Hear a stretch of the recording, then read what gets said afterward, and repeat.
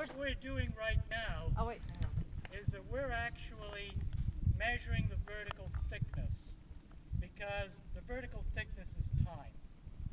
And where Roger is working right now, we will tie that collection into the thickness. Once we've done the measuring, we'll actually physically describe the different kinds of rocks that we've got here. And once we've done that, we'll try to work out what the environments were. We'll basically compare the rocks back to what we know about modern sediments forming today. And these kinds of limestones are basically tropical. And this is because North America, these rocks are about 500 million years old. And 500 million years ago, North America was actually sitting on the equator, which is why we have a lot more in the way of warm water limestone. So what you're looking at here is limestones. They're probably formed in fairly shallow water, which means that these are the oldest. And what you're looking at here are limestones. There's not a lot in them. They're basically mud-sized limestone, which means that they probably formed under fairly quiet water without too much in the way of storm and current action. And we haven't found any fossils at all in this particular section. So this is warm water, tropical. I wouldn't like to guess the kind of water depths. We're dealing with probably only a few tenths of meters. See what we've got our 24 mark here. From 24 onward a little bit, we've got, you can see thick beds of limestone. And then something happens there. Just above us here, get your nose up against the rock, which is the way you kind of have to do it as a geologist. You can actually see these beds are fairly thin. If you get up real close, you can see they've got little parallel layering in them. It's something that we call lamination. And it's produced by particles basically being moved by currents. This would be very fine. It would probably be silt grade carbonate, so coarser than mud, finer than sand, somewhere in that happy medium between sand and mud. But the environment changed here. This is a record of something,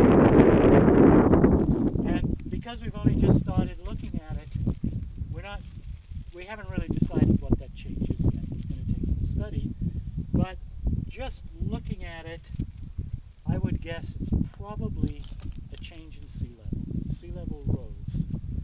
And that could either mean that globally sea level changed, and one way of doing that, for instance, would be to melt glaciers on the equivalent of, well, today Greenland has and Antarctica have ice caps on them, and if they melt today, our sea level rose.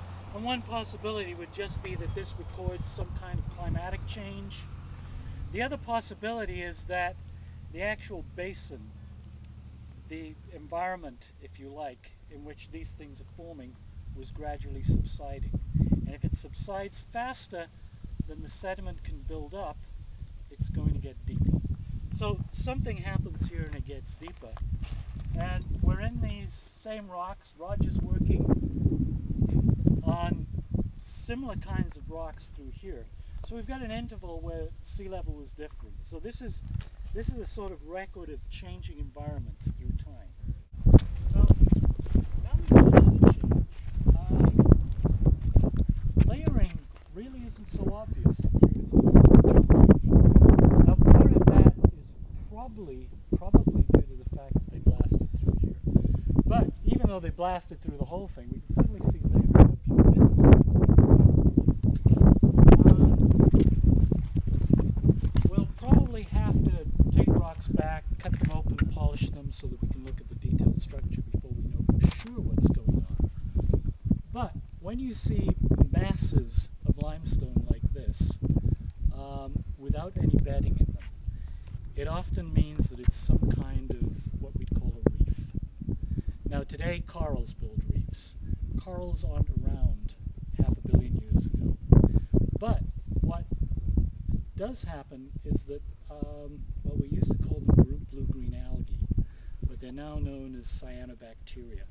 They're a bacteria that forms films over the sea floor, and they trap and glue sediment together to produce what becomes a fairly large structure with relief above the sea floor, and that's what we'd call a reef or a reef mound.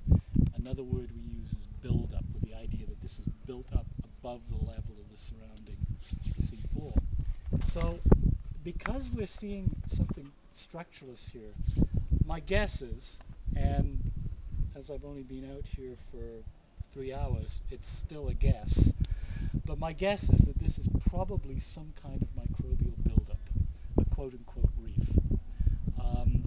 The detailed structure of the rock will help us decide whether that's right or not. Whenever you're a sort of geologist looking at something new for the first time, you're always trying to figure, okay, what could this be?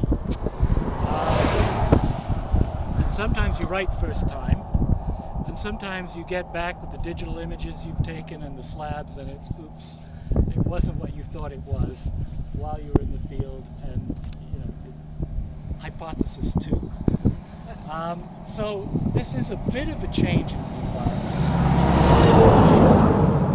but it's still within this relatively shallow, probably only a few tens of meters depth of that. So if any of you have been to the Bahamas, the Bahama Bank or the South Florida platform is often used as a sort of analog for these sorts of environments in terms of conditions. So a few meters thick, tropical. So 500 million years ago, probably not a bad place to be. So this again gets a little monotonous. And same deal again. It's fairly massive, structureless.